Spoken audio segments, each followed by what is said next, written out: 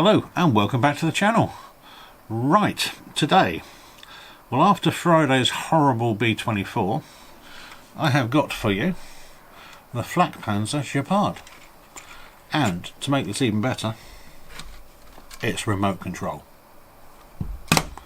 So, usual story, 60-second speed build, some pics, and then a review. Let's crack on and build.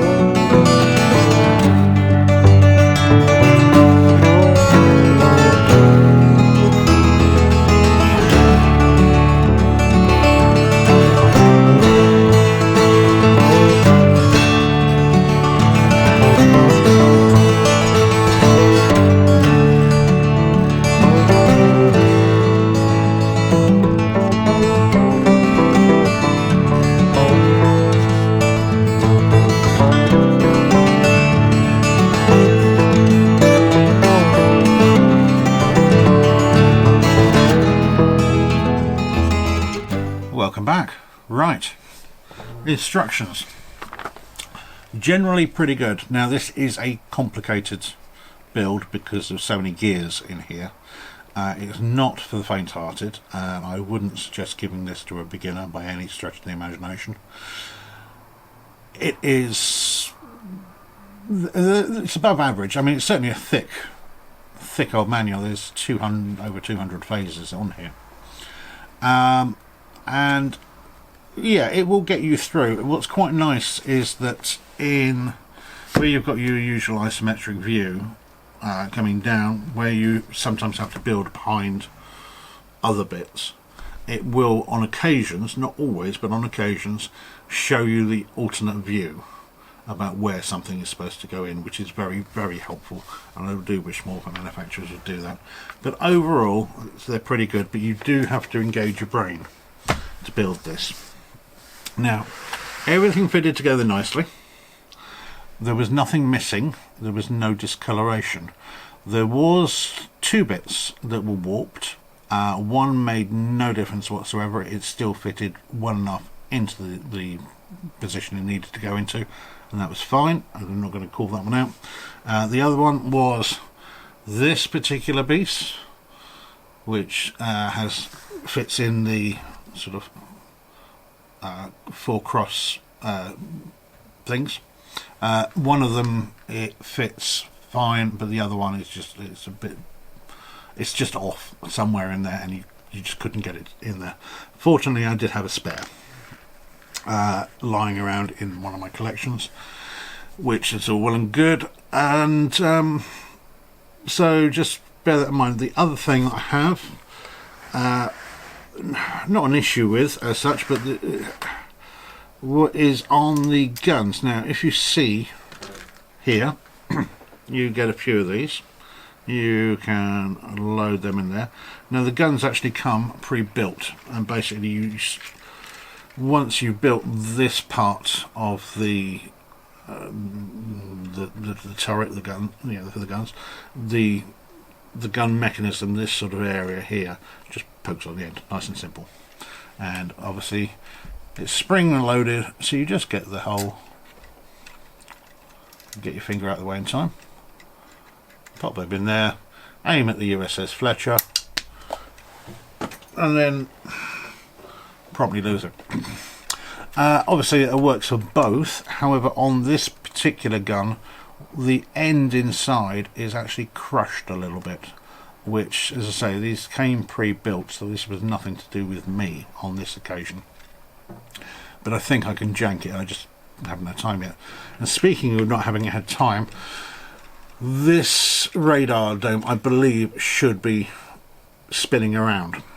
Now it's not, but I think I know why, and it's me, it's not anything else.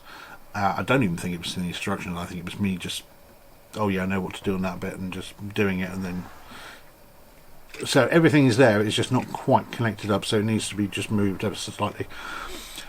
Possibly also it's a little bit difficult to tell with the guns. I mean, the guns will elevate quite merrily by themselves. I don't know if they're supposed to move with the actual sort of remote control bit itself. Now I'm just going to flick that off. It does press down and stay in there a lot better than that. I just didn't have it fully in there because obviously I know I'll be taking it off. So, and hence why the turret is the wrong way around. Oh, if I turn the remote control on, it does help. And as you can see,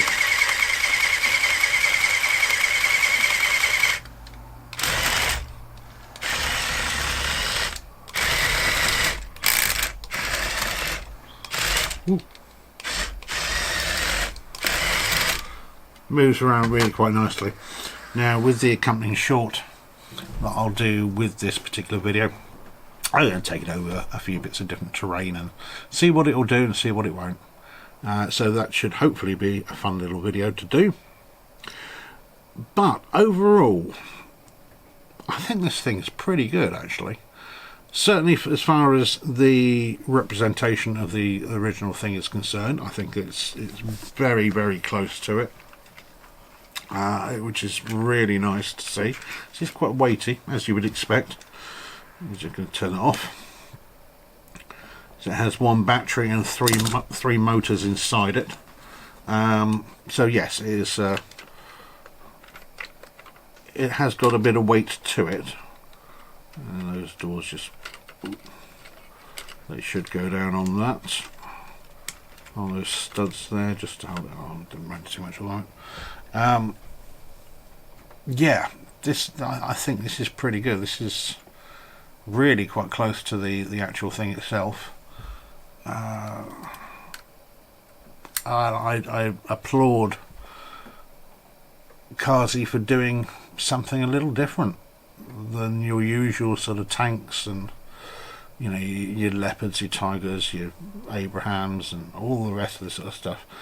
Something that is not particularly obscure, but this was, I mean, this was taken out of service just about everywhere at least 10 years ago, if not longer. Obviously it's being used in the Ukraine right now, and ironically was never used in anger until the Ukraine war. So nobody, obviously some training exercises and things, but nobody ever actually knew whether it really worked properly or not. But apparently it's very, very good, and certainly a lot cheaper using this taking out drones than than using Stingers. But I have to say, I really like this. I think this is really nice. I do like things that are a little bit different. I like very much the the German interwar tank. Just something different than the usual sort of stuff you get. So yeah, I think this is very nice indeed. Now this was £34.38. The only other remote control vehicle I've done was my Panelos, which was the Centurion, which again, excellent tank. Proportions ever so slightly wrong on it, but it was a lot of fun. Not as complicated as this, I have to say. So if you're thinking about doing your first RC tank, the Centurion is a slightly easier one to do than something like this. But 34.38, so it's basically £5 more expensive than the Centurion. I'm quite happy that I paid that for this. I think this is a lot of fun. As I say, certainly once I'm going to resort that out, I think this is very good indeed. there are a couple of fragile bits on it, and obviously, as you would expect, the areas that are there will ping off. But it's actually the worst bits are these, and I assume that they are mirrors, like wing mirrors that you would find on a car. I can't think of anything else that they would be. But yes, these are a genuine pain in the backside. So you do them relatively early on. Once you've done them, just leave them to one side, or you will be constantly putting them back on. But apart from that, it's pretty solid, which was quite nice. The skirts on the side, I mean, I wouldn't want to squeeze them too hard, but they're not bad at all. As I say, that bit I've just, yeah, I haven't attached it properly because of messing around with it for this. But yeah, and you don't get any minifigures with it, but the hatch at the top does open up, and there is just about enough space in there that you could get a minifigure stood up if you wanted to, away from all the gears, so he doesn't get his feet chewed up. But yeah, the Flak Panzer Gepard by Kazi, I can recommend this one. It's pretty good. It's a lot of fun. So there we go. That's the review today. Hopefully you liked it. If you have, please press that like button and subscribe to the channel. And I'll see you again. You take care. Bye bye.